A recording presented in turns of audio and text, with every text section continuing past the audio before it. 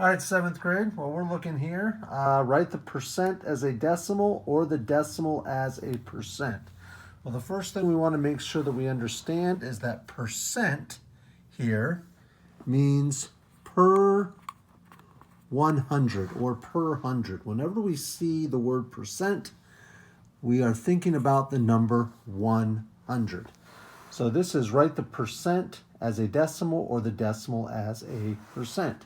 So technically, when I take a percent and I want to turn it into a decimal, essentially, I am just taking that number and I am dividing by 100. There's that number 100 again. Or I can think of, as I know with base 10 numbers, when I'm dividing by 100, all I'm doing is moving the decimal 2 places to the left. So if I have a 47, the decimal would go there, so it would still be 47. I'd move the decimal twice to the left, and it would equal 47 hundredths. All right? Now, when I want to do just the opposite, I want to take a decimal and turn it into a percent, I'm going to multiply it by 100. And once again, base 10 numbers, 2 zeros in 100. So I'm actually moving the decimal to the right when I multiply. So the decimal goes there between the 4 and the 5. I end up with 24 and 5/10. Let's go on here to this next one.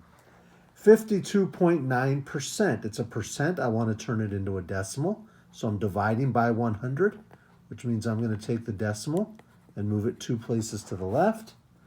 I get 529 thousandths. 225%. Once again, it's a percent. I'm going to turn it into a decimal. The decimal is there because it's 225. In this previous one, there was already a decimal there. Sometimes people get a little confused and say, well, what if it's a decimal and a percent? We just think of it as a percent. We put the decimal where it is and we move it. 225, my decimal would go there. I want to turn it into a decimal, so I'm dividing by 100, which means I'm moving the decimal 2 places to the left. And I end up with 2 and 25 hundredths. Going on to this next one, 0.79 or 79 hundredths. I'm wanting to take the decimal and turn it into a percent. Well, that means now, remember, I'm multiplying by 100, which means I'm moving the decimal to the right once, twice. The decimal now goes there. So I actually end up with 79%. Okay? And I did not, over with this one with the decimal, I did not put a percent, but it should be a percent because that's what I'm turning it into, is a percent. 2 and 537 thousandths. It's a decimal that I want to turn into a percent. So I'm multiplying by 100, which means I'm moving the decimal once, twice to the right. My decimal now goes there. So I end up with 253 and 7/10 of a percent. Going on to this next one, 52 and 37 hundredths percent. 52 and 37 hundredths percent, and the 37 continues. That's what this bar over the 37, it repeats. It's 52.37373737, and the 37 just continues on forever. So here I have a percent. I want to turn it into a decimal, which means I'm dividing by 100, which means I'm moving the decimal 2 places to the left. Once, twice. So I have decimal 5,237 10,000ths, but I've got to put the line over the 37 to show that that repeats. All right. 0.018. My 8 is kind of put there. I'm taking the decimal. I'm turning it into a percent. All right? Taking the decimal, turning it into a percent by multiplying by 100, moving the decimal 2 places to the right. I end up with 1.8 or 1 8/10%. Also, that's not bad. All right, let's go on to the next part here, where it tells us to write the fraction as a decimal and a percent. So now here we have fractions, and we're going to take those fractions and we're going to turn them into decimals and percents. Well, first of all, we like this one because it's hundredths. Now we remember our decimal place values. If we have like a decimal and the 4 there, that would be in the tenths place, and that 8 would be in the hundredths place, and that 5 would be in the thousandths place. So when we have base 10 numbers as our denominator, such as 10, 100, 1,000, 10,000, and so forth, we like that better because those are the same place values that are with our decimals. Tenths, hundredths, thousandths, 10,000ths, 100,000, so forth. So if this is 39 hundredths, then essentially I'm just going to end up with decimal 39. 39 hundredths. That's pretty straightforward. This is not as straightforward because there's not an eighths place in decimal numbers. So when I want to take this fraction and turn it into a decimal, I essentially have to do the division problem. Remember, a fraction is just a fancy way of writing a division problem. This is 5 divided by 8.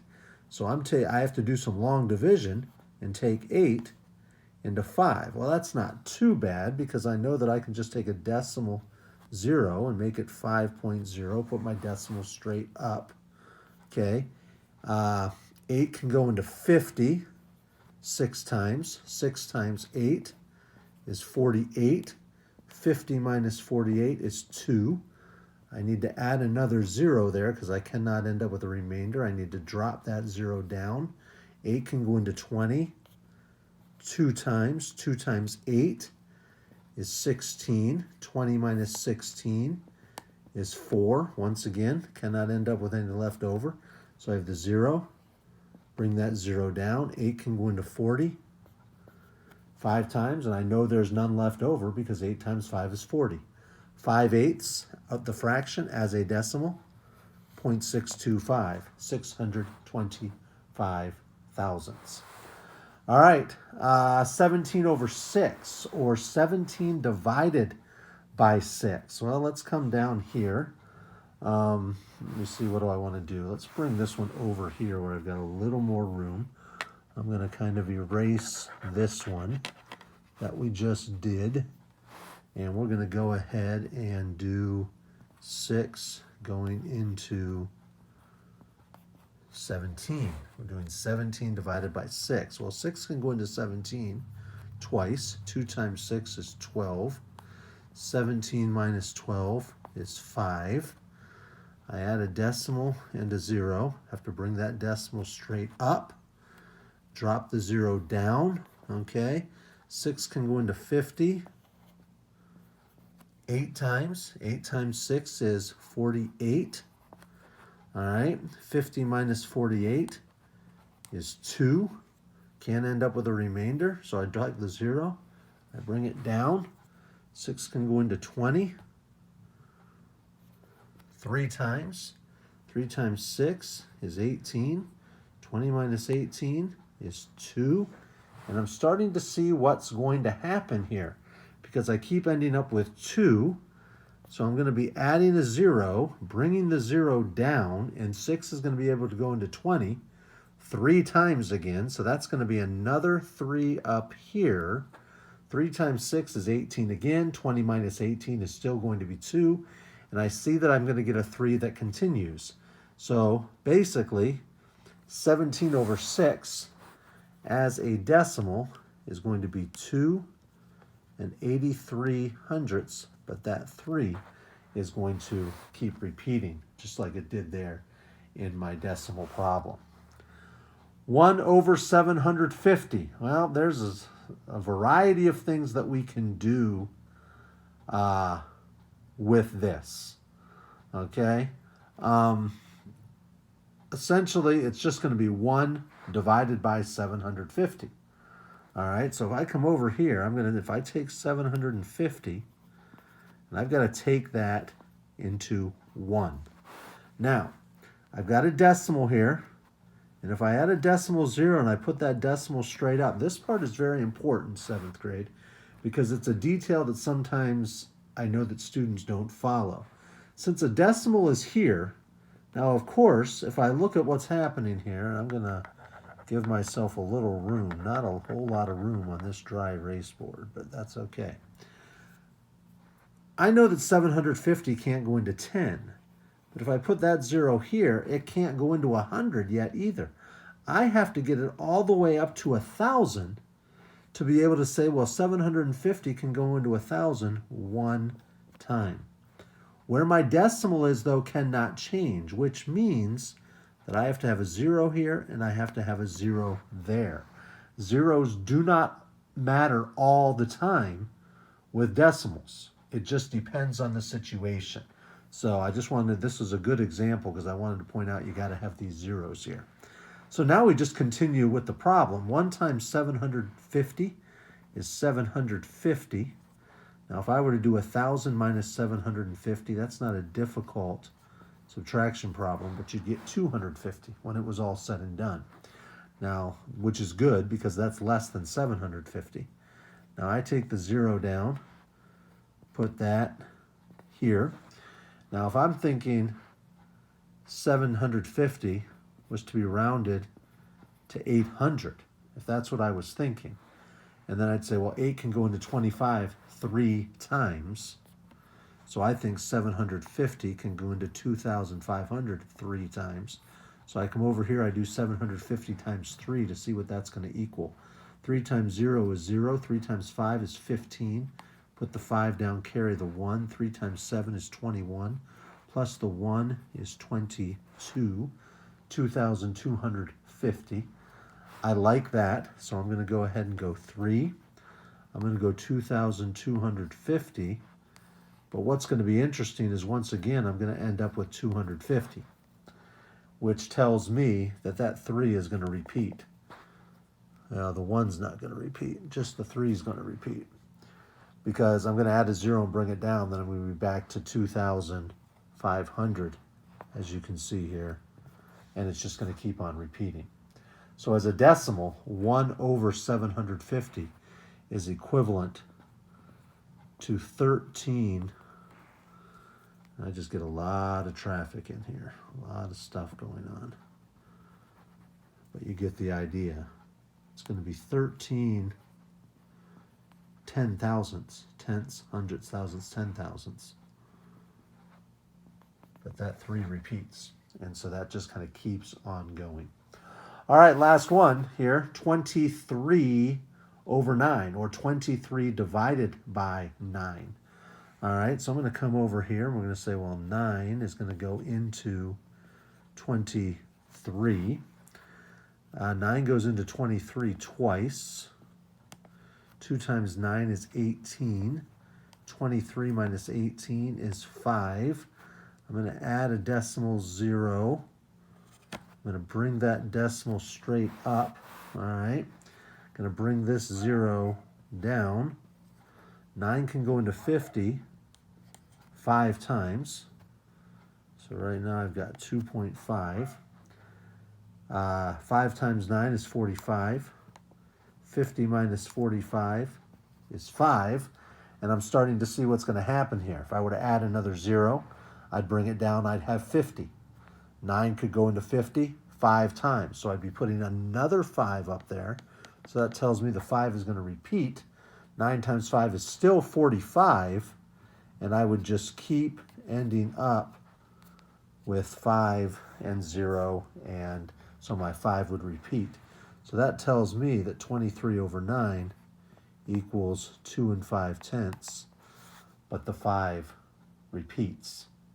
All right, last part of what we're doing here. Let me grab my other board. I'm going to clear just a little bit of space here. Don't have my eraser with me. I left that somewhere over there, but that's okay. Let's kind of clear this out. All right, so the last part of what we're doing is basically going to say order the numbers from least to greatest. And then it's going to give you a mixture of like percents, decimals, fractions. And so this particular example we're just going to do one example. The numbers are 37%, 0 and 37 hundredths, but the 7 repeats. 18 over 50, and 4 over 11. Whenever you get a problem like this, you got to strategize a little bit and think, well, what's really going to work? Okay, there's a variety of different things that we can do. We could turn everything into a percent. We could turn everything into a decimal. I don't know. My rule of thought is it's usually easier to turn everything into a percent, because if you turn things into decimals, they can easily be turned into percents. So just kind of, it can go either way. But let's just go ahead with that. This one's already a percent. This is a decimal that needs to be turned into a percent. Remember, we do that by multiplying it by 100, which means I'm going to take the decimal and move it 2 places to the right. Now remember, this 7 continues, so this is essentially 37 7/10%. I want to kind of emphasize that.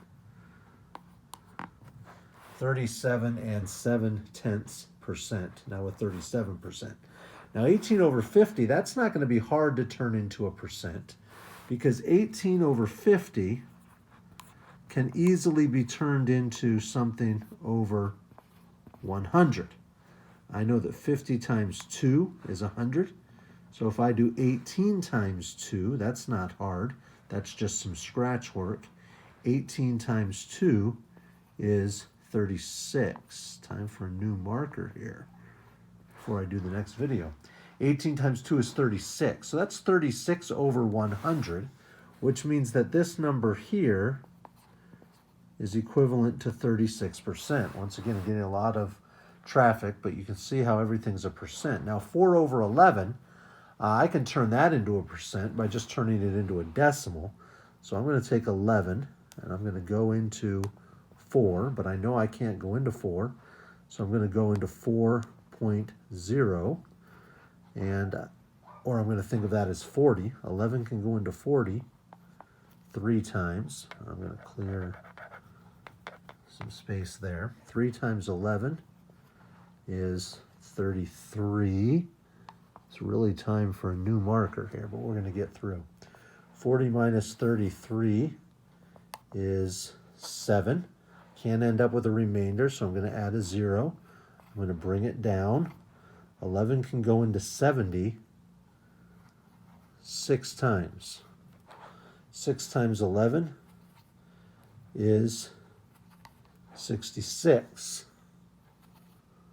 All right, I'm really just going to go ahead. I don't have a marker, so I'm just going to have to make this work. All right, my apologies. 70 minus 66 would actually end up being 4.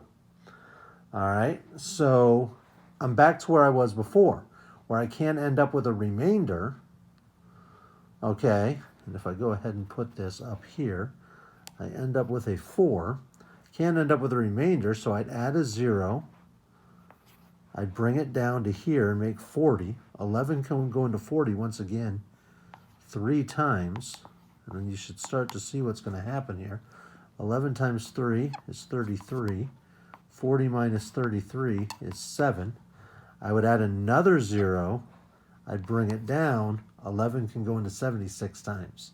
So you see what's happening is the 36 hundredths is just repeating, which means as a percent, this would be 36.36%, because we'd want to emphasize the 0.36 repeating. All right, so now we want to put them in order from least to greatest. Okay, well, 36%, that's going to be the smallest, because these are both 37, and that's 36.36. So the smallest number in the list is 18 over 50, which means that the next smallest number in the list is 4 over 11, because that's the other one that's 36. We have 37%, 37.7% with the 7s continuing. So that tells me that the next smallest number, the original number, we always put the original numbers in the list, is 37%. Then that's going to be followed by 0.37 with the 7 repeating. All right, sorry about the marker issues there in the end, but you get the idea. Kind of a long video, but we make it work. All right, thanks, 7th grade. Bye.